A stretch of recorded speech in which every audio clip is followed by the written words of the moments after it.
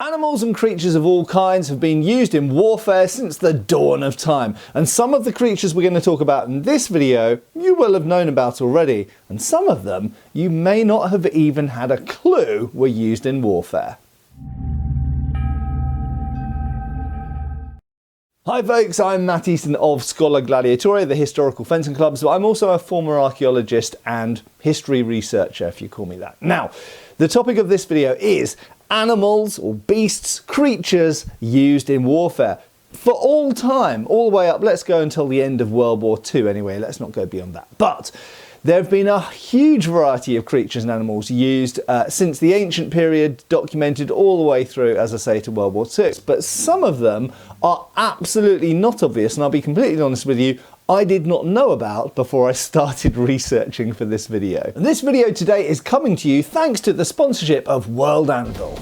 World Anvil is the ultimate all-in-one software for tabletop gamers, fantasy novelists, or anyone who loves creative world building. And World Anvil isn't just one tool, it's actually 3 creative toolkits. It's a world building suite, it's also for managing your role-playing games and for helping you plan out, write and publish novels. So it's an incredibly useful world building tool. You could just be a creative person who just wants to have a go at creating your own world you can disappear into, or you could be running role-playing games or planning out a video game of some kind. I also noticed it'd be really useful for planning campaigns for war gamers as well.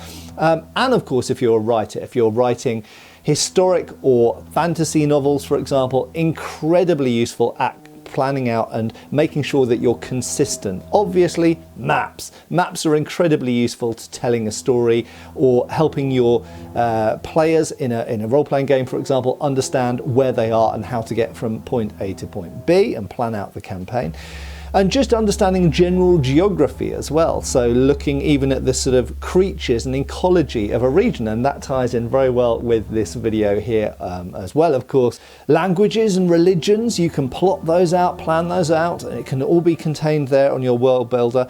Also conflicts and diplomatic elements to the gameplay, working out who is allied to who's at war with who, which regions you have to avoid or move around, incredibly important. Trade and economy obviously tied into that. Also a timeline, and so that your players or you yourself can plot out what is history, what's now, what might happen in the future. Incredibly useful.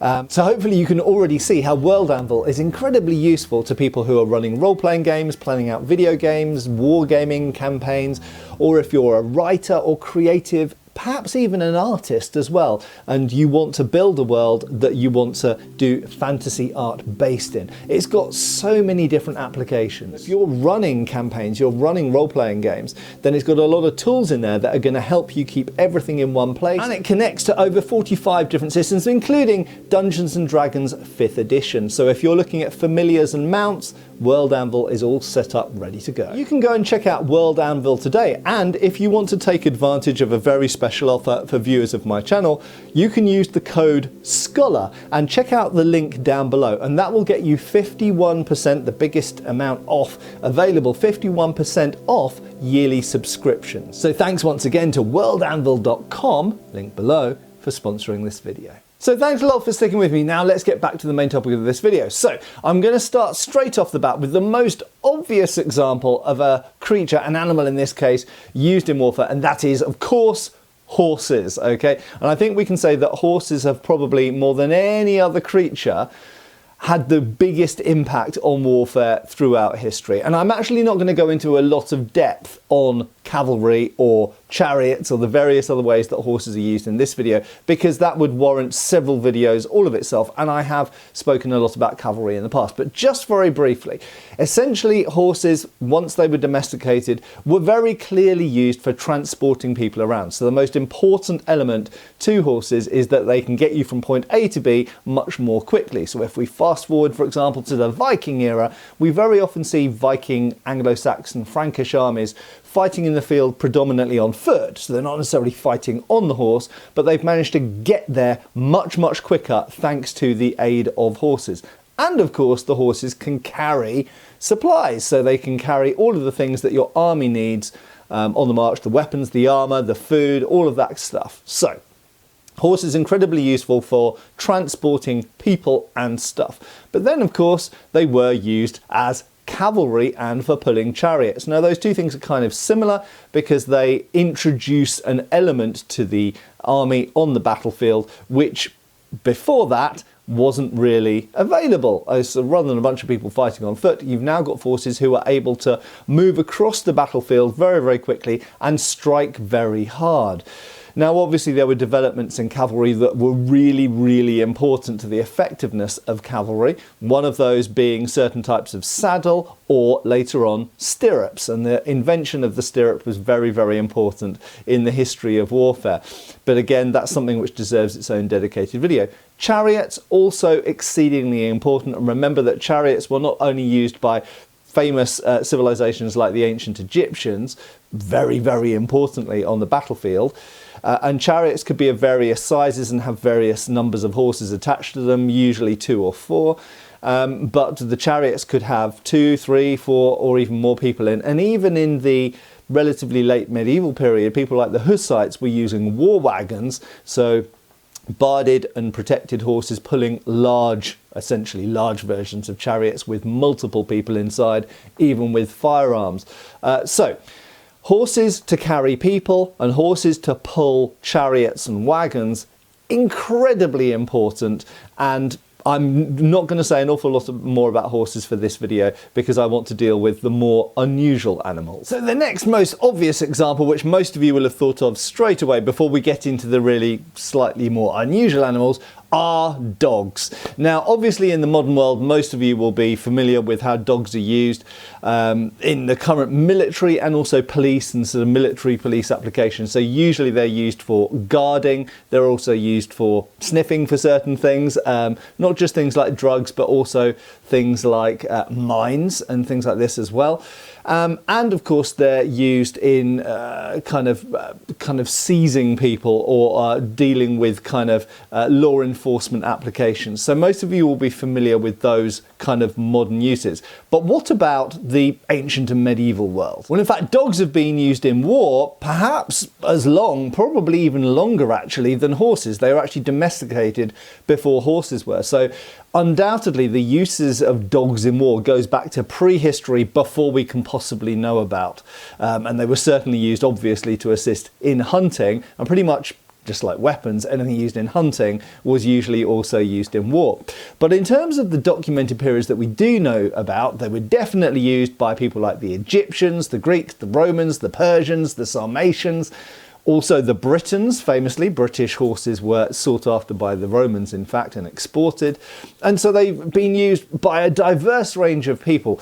But how were they used? Well, essentially, dogs used in war can break down into 2 main types. One is for guarding, and one is actually in warfare itself. Now, probably just about any people in the world who had access to dogs used dogs for guarding. Guarding settlements, most importantly, from things like wild animals, but also intruders. You know, Native Americans used dogs, numerous people, tribal people all over Africa and Asia used dogs for this purpose. But how were they actually used in warfare specifically? Well, the earliest documented source that I can find for the use of dogs in warfare is in 600 BC. And that was by Alyattes, I think I'm pronouncing that right, the first of the Mermnad dynasty in Lydia. Now, he was busy fighting the Cimmerians, who were a steppe people, and they'd actually invaded Lydia several times, so he was involved in an ongoing war against them, and it is recorded that he used dogs to help fight against and repel the Cimmerians. Now, in fact, in 480 BC, Xerxes I of Persia, when he invaded Greece, was apparently accompanied by or used large packs of Indian hounds. We don't specifically know what these are like, probably something like mastiffs or that kind of size and shape. And they were used by the Persian army. It has to be said in that specific case, we don't know exactly how they were used. It's possible they were just hunting dogs or they were just for guarding marching camps, things like this. We don't really know, but it is recorded that he has large packs of Indian hounds, which is pretty interesting. There are plentiful other accounts of dogs accompanying armies in war in this period. And of course, the Romans are known to have used dogs in various capacities and have prized certain breeds of dog and actually created certain breeds of dog to accompany the Roman army, and sought out particularly British, probably Mastiff type dogs, and brought them, exported them from Britannia. Now, if we fast forward to the late medieval and early Renaissance period, we know that the Spanish conquistadors also made use of Mastiffs in their conquest of South America. One of these types of conquistador dogs was known as a becharillo, I think it's pronounced, and which translates as little bull calf. And they were specially bred Castellan attack dogs. And sometimes they were even equipped with armour, spiked collars, or mail, or even perhaps even elements of plate as well to protect them. But they did also use other breeds, types of Mastiff and Greyhound even, and these dogs were used extensively in the Spanish Wars of Conquest in South America to subdue native Indian tribes. And in fact, we could go on and on and on with the examples and types of dogs used in warfare, not just for guarding and patrolling and things like that that you're probably more familiar with, but also specifically used in war. And maybe we could do a dedicated video about war dogs in the future. If you'd like to see that, post down below. Now, one more humble creature which was used extensively in warfare across centuries and centuries and across continents are donkeys and mules, and they shouldn't be overlooked. So they weren't glamorous, they were humble carriers, beasts of burden, carriers of supplies, essentially part of the supply train or baggage train. But very, very important, and certainly with medieval armies, they were very, very important for carrying all of the things that the army needed. And without them, you can even see one on the Bayeux Tapestry, in fact, I noticed recently. So we're used to seeing all the horses on Bayeux Tapestry, but you can also see a donkey there very clearly from its shape. So very important and intrinsic to carrying out warfare, but they often get overlooked because they're not as glamorous as the horses and the dogs. And another similar creature, beast of burden, are oxen. Now, oxen were used in a very, very similar way to donkeys and mules. I think generally they're regarded as slower but stronger.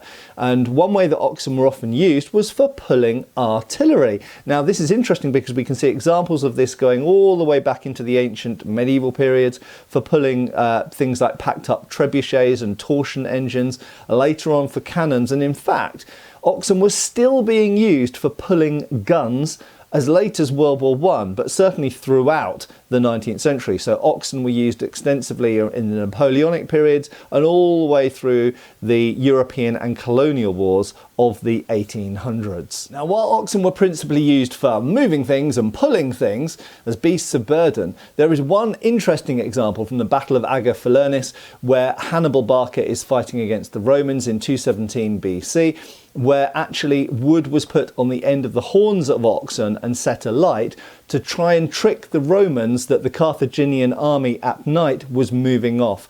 In fact, it didn't necessarily work. It did fool some of the Romans, but it didn't have a great effect on the skirmish or small battle.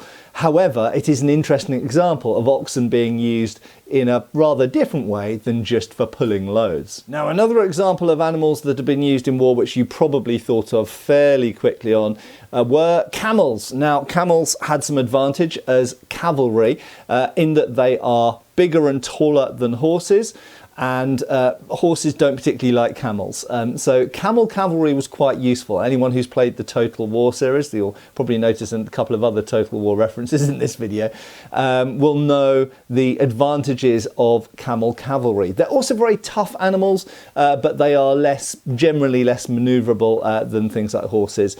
So camel cavalry extensively used in North Africa particularly and the Middle East, sometimes in India as well during the classical and early medieval period, and in fact right the way through the medieval period. So camel cavalry is the thing that people always think about. However, camels have also been used in various places for transporting things. So the same uses as horses and mules and oxen, camels were also used for carrying things on their backs, sometimes artillery. We sometimes see cannons, small field cannons, taken apart and strapped onto the back of a camel and transported in that way. But there is another use, which I think, if we go really towards the end of the period where we're talking about here, so if we look at the 19th century colonial warfare, up to 1900, that a lot of people don't notice that camels, or know that camels were used for, and that was mobile artillery. That's right. So sometimes guns were literally mounted to fire from the backs of camels, and machine guns. That's right. So the British Army had something called the Camel Corps, which largely was just a mounted infantry force, or sort of cavalry. But they could, camels could operate in areas where horses couldn't necessarily. Obviously wider feet, better in sand, this kind of thing. But additionally, sometimes they mounted guns and machine guns on the back of the saddle on a camel. And of course, being quite high up as well, you've got quite a high vantage point on a camel. And camels were also extensively used in World War I, and were very important in the war in North Africa and the Middle East and the advance on Jerusalem, used by the Arabs, the Arab revolt under Lawrence, most famously featured in the movie Lawrence of Arabia, but also used by the British Army, for example, as well, as the Imperial Camel Corps. And this might blow your mind, but 120,000 camels were used by the British Army in World War I. So the last of the conventional animals that you probably would have thought of straight away as being used in war are, of course, elephants. And I think when you talk about elephants used in war, everybody thinks of Hannibal. However, elephants have been used actually by numerous different empires and civilizations and peoples for warfare, probably again since prehistory, probably before we have any documented evidence of it. But fundamentally, elephants have been used in war in two ways. One, to ride on as fighting platforms, and two, to pull things. Okay, we'll come back to that in a second. But they have been used in those two capacities by basically every civilization that was in a place that had access to elephants. And that means access to, sometimes they even were imported for the specific purpose of war. So we're talking about all of North Africa, through the Middle East, and all over a big chunk of Asia. Now, in being used as beasts of burden, essentially two ways they were used in warfare. So firstly, to carry or pull things. So we've talked a lot about artillery. That actually goes all the way back into, should we say, simple siege machines, so things like trebuchet and torsion-powered engines, and all the way through to the firearm age. In fact, the modern age. They were still being used in World War I and World War II for pulling field guns. Okay, they've always been used in that capacity. So for pulling things, dragging things, or them being mounted, again, the guns could be taken apart, unlimbered, the wheels could be taken off the carriage, the gun could be taken off the carriage, and everything mounted around the elephant. And they were being used extensively like this, being mounted on the elephant or pulled behind the elephant. Both ways could be done depending on the size of the gun and the terrain. So if you had to go up a mountain, clearly it'd be easier to mount the gun around the elephant and have the elephant walk rather than pulling the gun behind. So many different parameters. That was done extensively, but a lot of people don't know that elephants were also used in offensive demolition. Okay, so as well as for riding on, which we'll get to in a second, elephants were also used for crushing and breaking into buildings and fortifications. And this was done extensively. And of course, this is what they were used for in civilian life as well. So very often elephants were trained to push over trees and structures, and so that was just simply carried over into military life. And obviously very, very useful if you come up against a settlement which is occupied by the enemy, going in and destroying some of the, the barricades or houses that they're using for defensive purposes. Very, very useful, even up to the point of breaking in, pushing in gates or doors on forts, essentially. Probably not on big castles with portcullis type thing, but definitely on kind of stockades and wooden forts where you've got a gateway. Breaking that in with elephants, very, very useful. Now, in terms of actually riding on elephants, this has been done by numerous different civilizations and empires, as we've mentioned.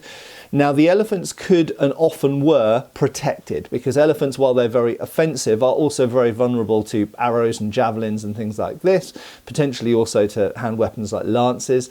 And so they were often armoured. I think some of the most famous famous examples of this are the Indian war elephants, which were sometimes furnished with entire mail and plate and lamellar armours that went over the entire elephant, protected all the way from the top down to their bellies and their heads.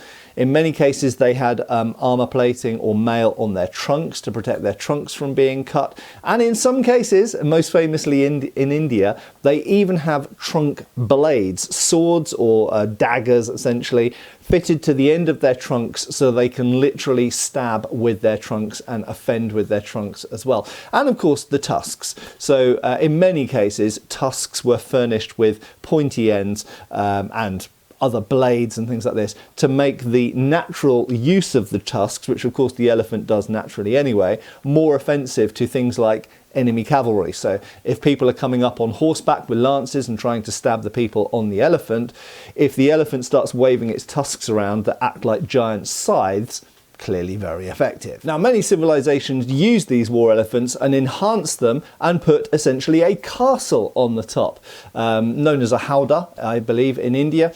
And this is actually, even in lots of European heraldic devices, the elephant and castle is a very popular motif. It really captured the imagination, but it was also fairly widely used. It was used in North Africa, it was used a little bit in Europe thanks to Hannibal, and it was used in pretty much all of Asia. Okay, so the typical format is to have a mahout, to use the Indian word, a rider at the front of the elephant, sitting behind the elephant's head.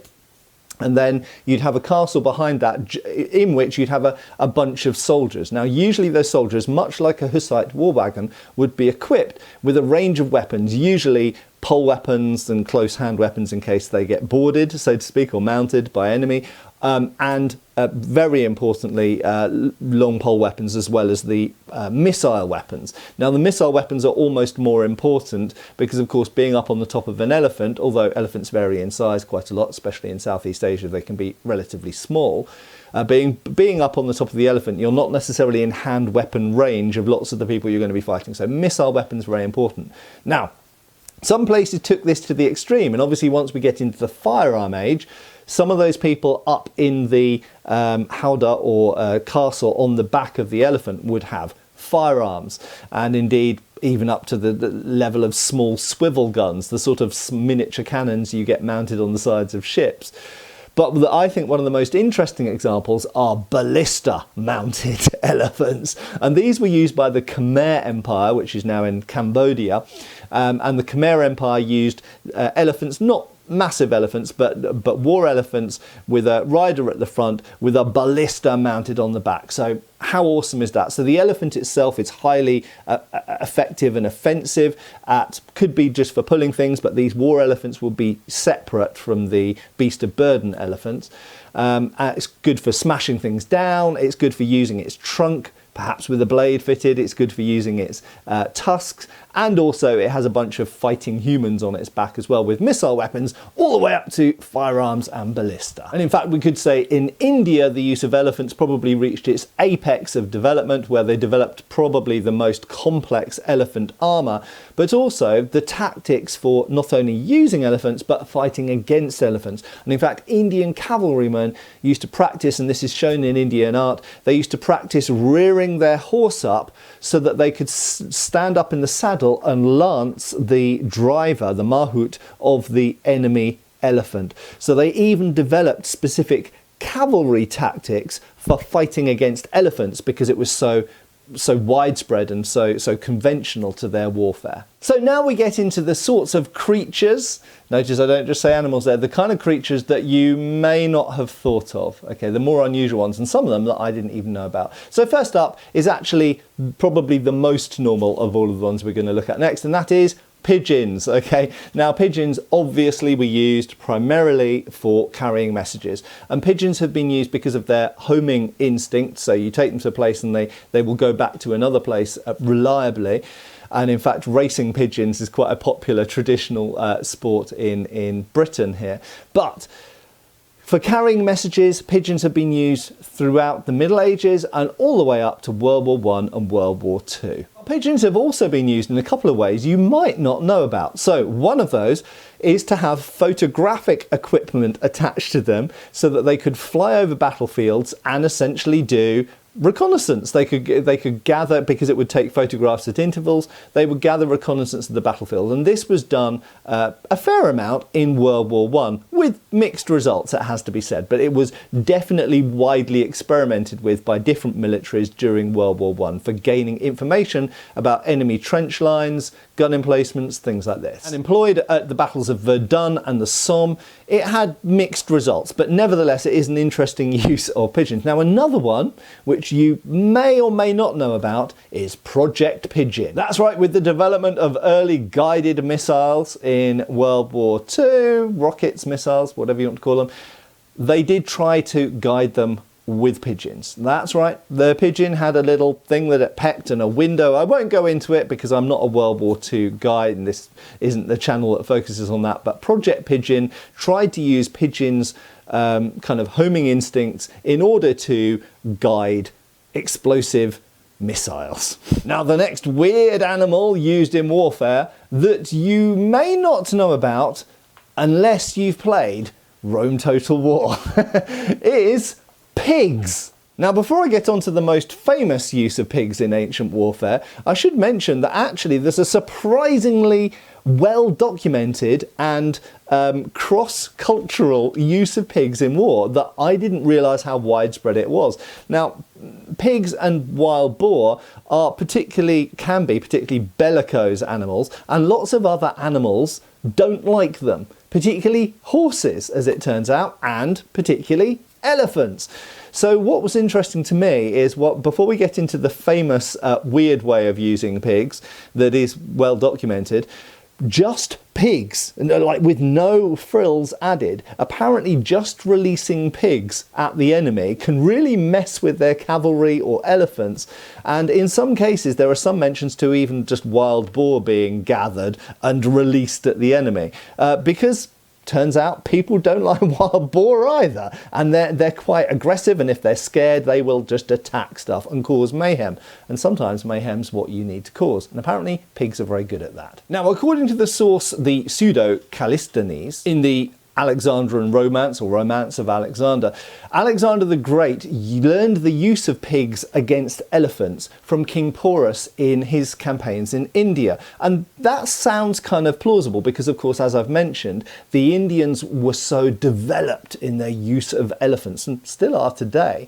Elephants are such an intrinsic part of Indian culture, so it makes sense that Alexander the Great would have learned about the use of pigs against elephants from King Porus. And in fact, Roman commander Pliny the Elder writes that elephants were terrified by even the merest squeal of a pig, which is really quite useful if your enemies have elephants. And in fact, Roman author Aelian corroborates this and says also that, yes indeed, elephants were terrified of pigs and interestingly goats with horns. But he again reiterates that the elephants didn't like the sound of the pigs and it panicked them. And for that reason they were used to repel the war elephants of King Pyrrhus in 275 BC. And in fact this is again corroborated in later sources. So from the 6th century AD now, the Byzantine author Procopius says that the defenders of the town of Edessa used a squealing pig to scare away one single war elephant which was outside the walls. And what's funny to me is they didn't even send it out there, they just dangled it over the wall and the elephant ran away. But for those of you who play Rome Total War, you will know about the famous, notorious flaming pigs. That's right. So first of all, we've established here in the historical sources that elephants were scared of pigs and apparently goats as well. And the merest squeal would make the war elephants run away. I don't know if that's true, but nevertheless, it is mentioned multiple times in these sources. So just imagine how much a pig will squeal if you set it on fire. Yes, I know that's a horrible vision. Don't dwell on it. But flaming pigs seem to have been a real thing in the ancient world. So Polyaenus, the Roman author, actually describes a situation where a town is besieged, there's war elephants outside, they try to scare away the elephants with pigs, it doesn't quite do the job, so Crassus orders the pigs set on fire. And there is the explanation of the flaming pigs. It is not that it's necessarily the flames that are required to scare the elephants, it's that the pigs squealing and going crazy is required to scare the elephants. So the pigs are set on fire to make them go crazy and obviously be in horrendous pain, and squeal to scare the elephants. It was Crassus's idea, allegedly. Now, Macedonian commander Antigonus Gonatas, Antigonus II, was laying siege to Megara. I'm having to read some of these names because I wasn't familiar with these people in these places before researching this. And in 266 BC. And his siege was broken by the fact that the Megarans actually set fire to some pigs and dispersed his elephants. And what's a brilliant detail is that in response to that, Gonatas basically then had pigs kept with his war elephants so that the war elephants became used to pigs, so that it wouldn't happen again. What a lovely detail that is. Now, the next weird animal used in war that you probably wouldn't have thought of, but it was actually pretty damn common, at least in one way, were cats. How were cats used in war? I'm talking about domestic cats here, not tigers or anything.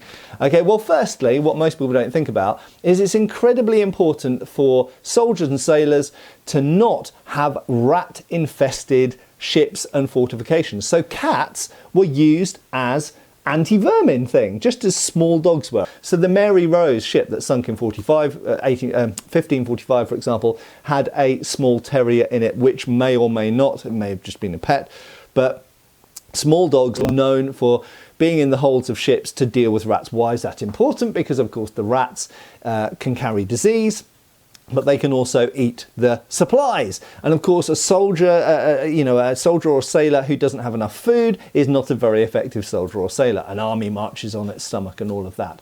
So, anti-vermin, incredibly, and anti-disease as well, very, very important use of cats. However, there was another way that cats were used, which surprised me. You may know that the Egyptians held cats as sacred. Well, according to the writer Polyaenus, apparently at the Battle of Pelusium in 525 BC, which was a war between the Achaemenid Empire and the Egyptians, apparently the Achaemenid forces held in front of the army dogs and cats, which the Egyptians held as sacred, and that meant that the Egyptians stopped shooting arrows at them and allowed them to advance.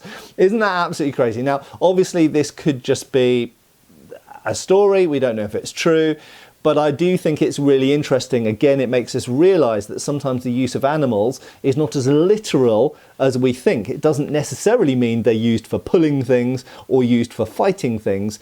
Sometimes they're used in other clever ways, and we're going to see more of that in a second. So the next example you probably didn't think of is bees and wasps. That's right. So we have really early, going back to about 300 BC, multiple examples in art and written sources of bee and wasp hives being used as projectiles.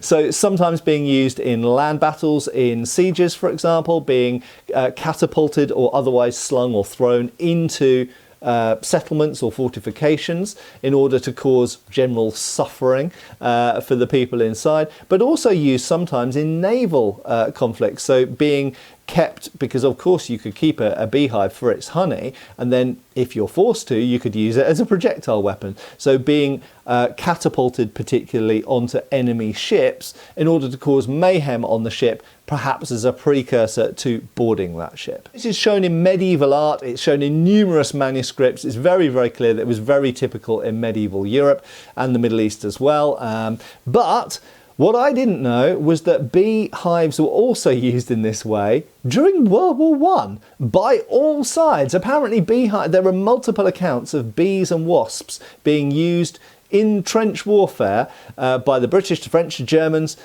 thrown into enemy trenches and catapulted in some cases. So again, you can imagine that this might be useful in two ways, either to just cause general dismay, if there's nothing else you can do, I guess, but also as a precursor to cause mayhem as you attack.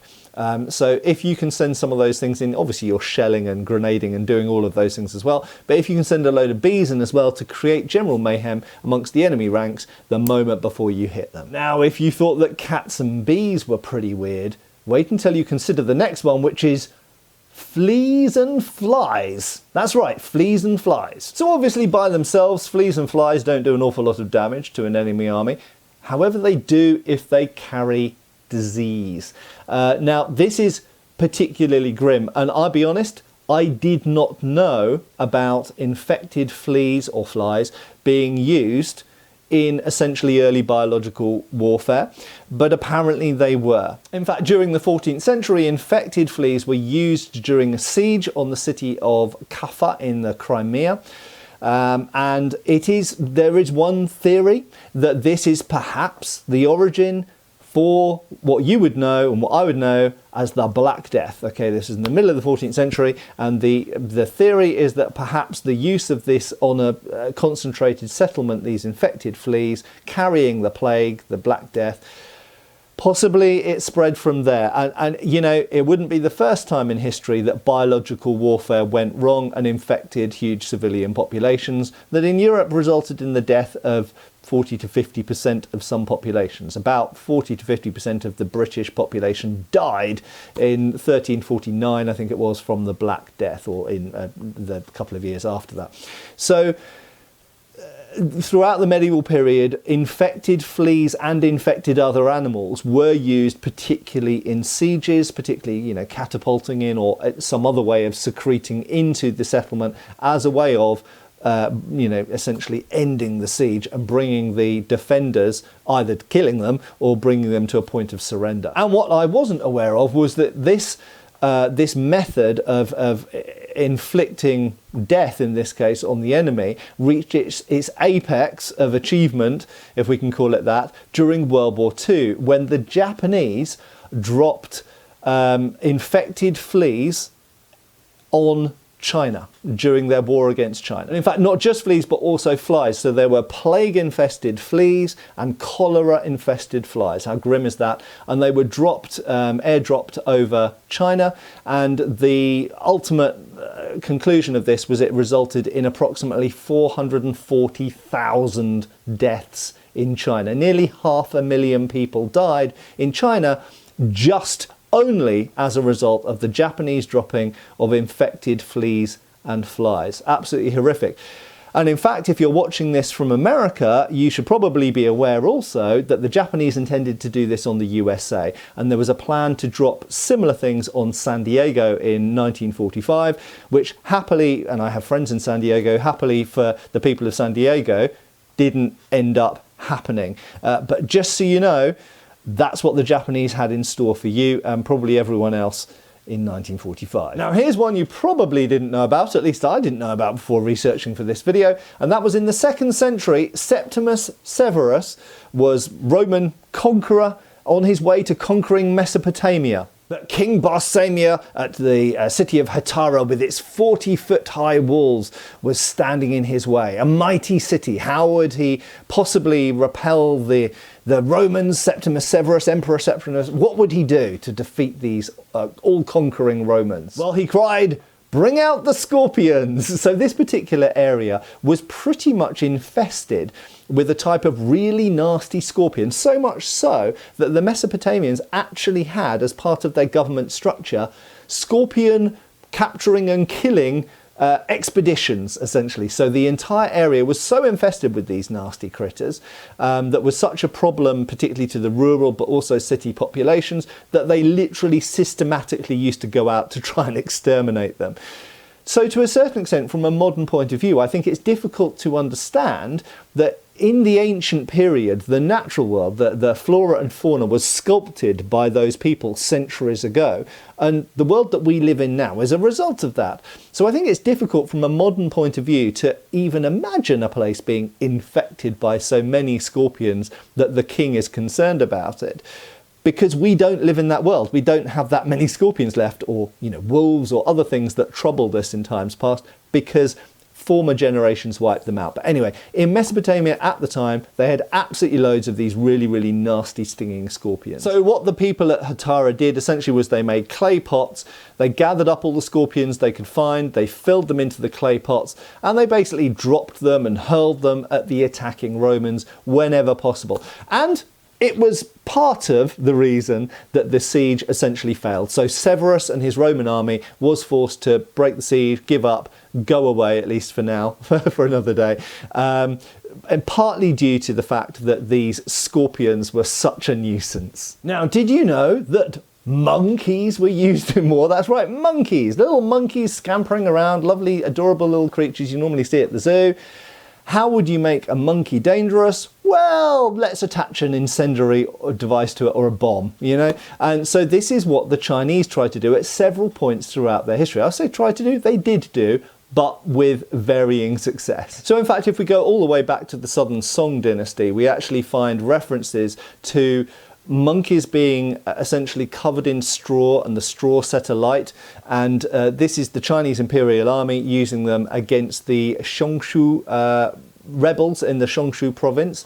And so they set the monkeys alight and they send them basically into the enemy camp. And the idea is that they set the camp alight, cause general mayhem, this kind of stuff. But we do also find later references in China as well, when the British and French are attacking the Taku forts, for example, in the mid-19th century. So we're talking here about the Opium Wars and the 1840s all the way through to 1860, these campaigns. We do find occasional references to the Chinese using monkeys with incendiary devices against British and French ships. And the idea here was that they'd be catapulted into the enemy rigging, they'd run around and boom, something would, you know, go off or set fire, and this would disrupt the British or French ships. And again, there's references in the Boxer Rebellion with the multi-nation army, with the Americans and the Russians and the Prussians and various other people involved at that point. But by that point, I think it's more a story. So this seems to have been something that at various points throughout Chinese history was tried. I'm sure it was done occasionally. It doesn't ever seem to have made a great impact on warfare, but nevertheless, it's another weird example of an animal that you wouldn't have thought of, a monkey, being used in war. Now, this next animal, I had absolutely no idea that anybody had tried to domesticate, certainly for military purposes. Moose. Moose? So apparently in the 17th century, there is some evidence to suggest that the Swedish king Charles the 11th tried to train moose as beasts of burden and potentially as cavalry in Sweden. Now, of course, this is a particularly Swedish problem because Sweden, of course, for a lot of the year has a lot of snow.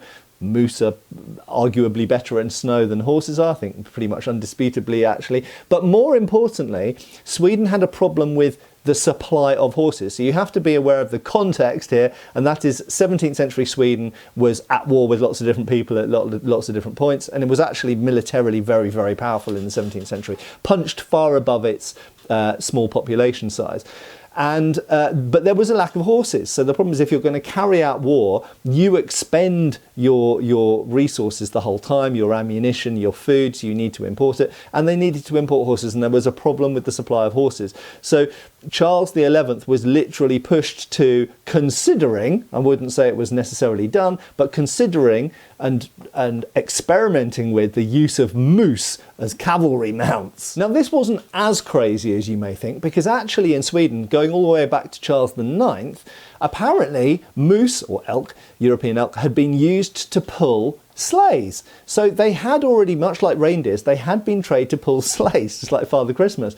So if you kind of think, well, you know, we've had these things for a couple of generations now pulling sleighs, why can't we use them as cavalry mounts? Now, according to 19th century sources, the problem was two things. First of all, the moose proved to be too difficult to feed, and that's also, you know, if you've got a mount, you've got to feed it and supply it, and the horses are easier to feed.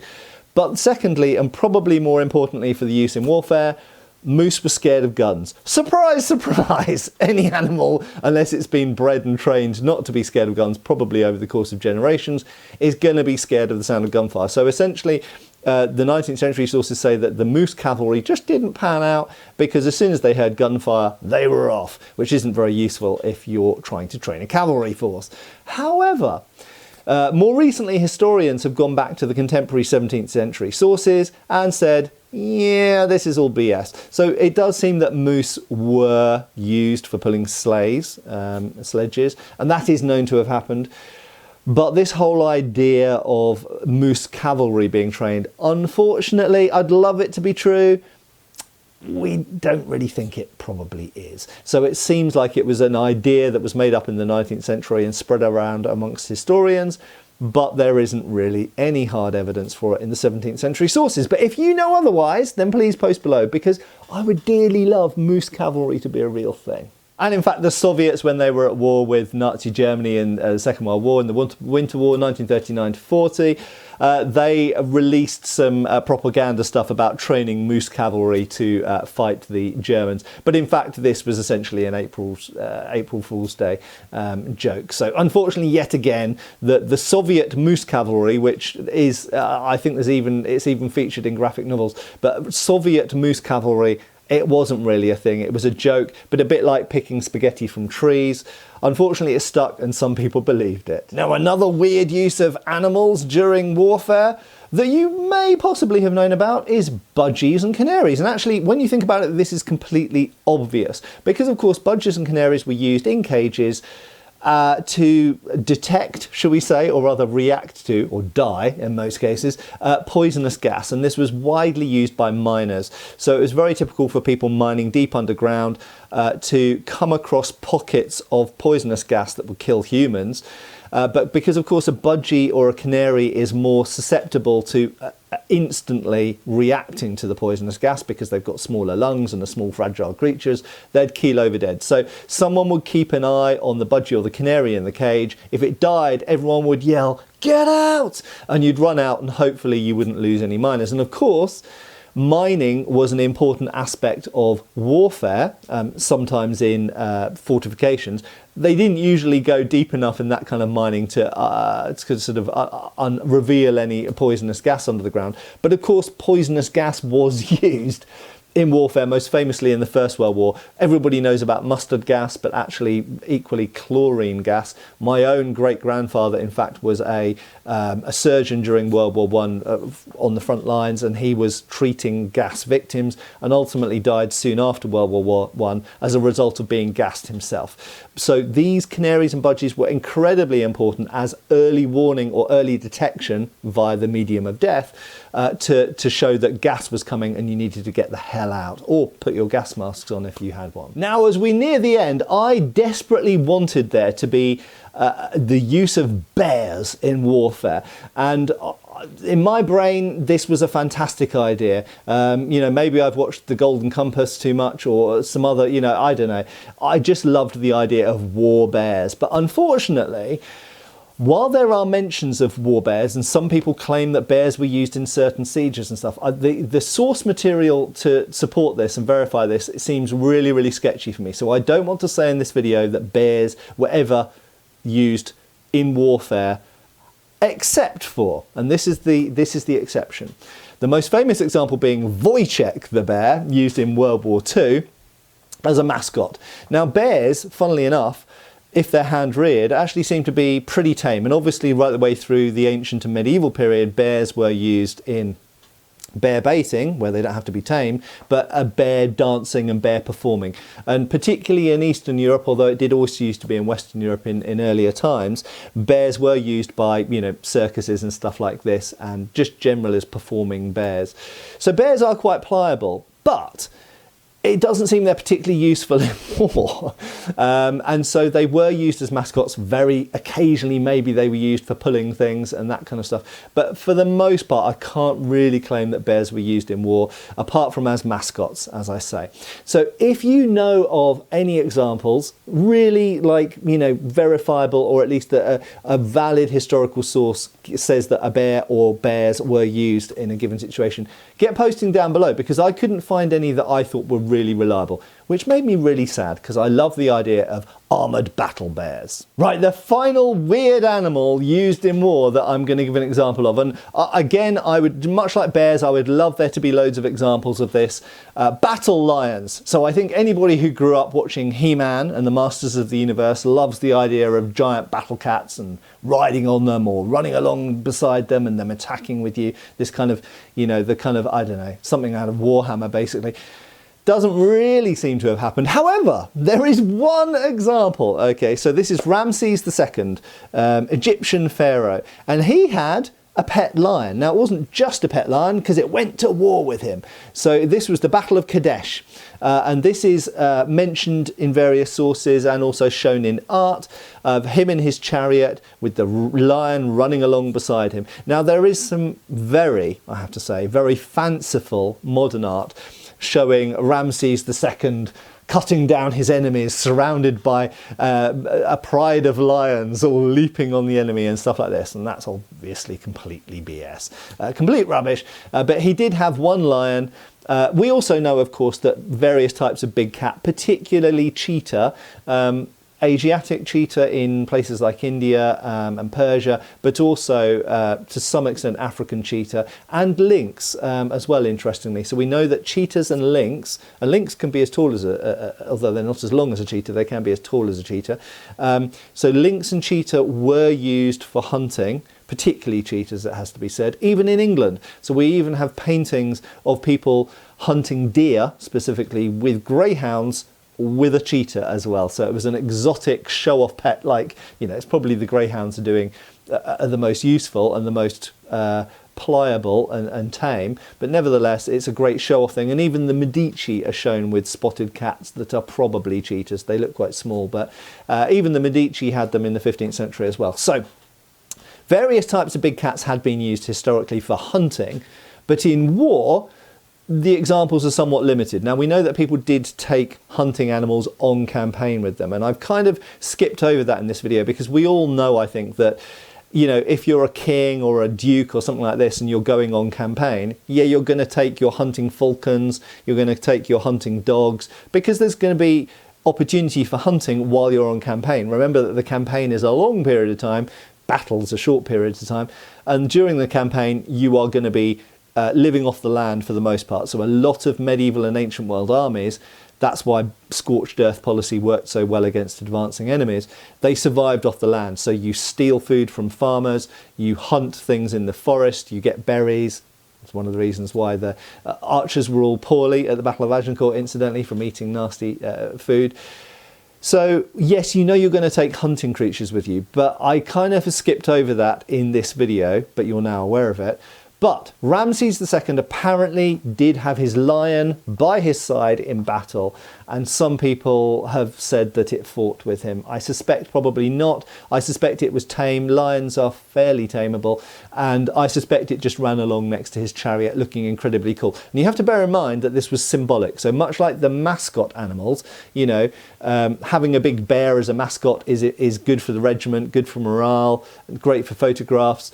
Very similar thing, I think, with Ramses II and his lion, I think having that lion by his side represents his might and his grandeur and his image. You know, it's very much part of what he wanted to project and how impressive he'd look in front of the troops, which perhaps has a morale boosting effect. So there we go. Did you know about all these weird and wonderful animals and creatures that were used during warfare? I think the ones that surprised me the most were cats used for religious reasons, fleas and flies carrying disease, which I honestly did not know about.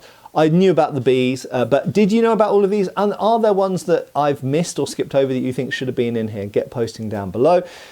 Maybe I'll learn something, because I'm sure there are other examples that I haven't thought about. Again, I desperately wanted there to be more sort of hawks and falcons, but again, they were just used for hunting as far as I can tell, much like the greyhounds and cheetahs. But finally, I want to mention, you know, even today in Britain, we have something called the Dickin Medal, which is a medal. It's the highest award you can give to an animal in the line of service, so you know, a bomb detecting dog or something like this, and you know, these animals in many cases have saved lives. Let's not forget the things like the St. Bernards and the Pyrenean mountain dogs that rescue people as well. So rescue dogs, bomb detection dogs, guard dogs, all of these sorts of dogs feature highly on this, but in some cases cats as well. And obviously horses as well, police horses, but also military horses. And I think the parting thought should be that people think of World War I, which kind of bookends the period that we've talked about in this video, as a war that was dominated by machinery and modern things like gas attacks and aeroplanes and very long distance artillery shelling and tanks and things like this. However, horses in many ways powered World War I. You know, the British, German and French cavalry went into war at the beginning of World War I on horses. The first British kill was mounted. It was on horseback with a sword. And in World War I, and of course horses were used for pulling things. So the Germans almost predominantly used horses for pulling their artillery.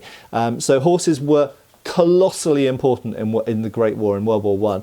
And unfortunately in World War I, it's estimated that 8 million horses, donkeys and mules, so pack animals as well as cavalry animals, died in World War I. 8 million, I mean, huge. Anyway, thanks a lot for watching this video. I hope this has been interesting, and I'm looking forward to see if you know of any others or found any other examples, posting down below that I didn't know about. And obviously, once again, thanks to the sponsors for this video because they help keep the channel going, and thanks a lot obviously to you because you are the real important thing to keeping this channel going. So if you've enjoyed this video and my channel, please make sure you're subscribed. Please give me a thumbs up. It makes a huge difference to how many people get to see this video and enjoy the content on this channel. I have been Matt Easton. I will of course continue to be. See you again really soon. Cheers folks. Thanks for watching. We've got extra videos on Patreon. Please give our Facebook a like and subscribe if you haven't already. Cheers folks.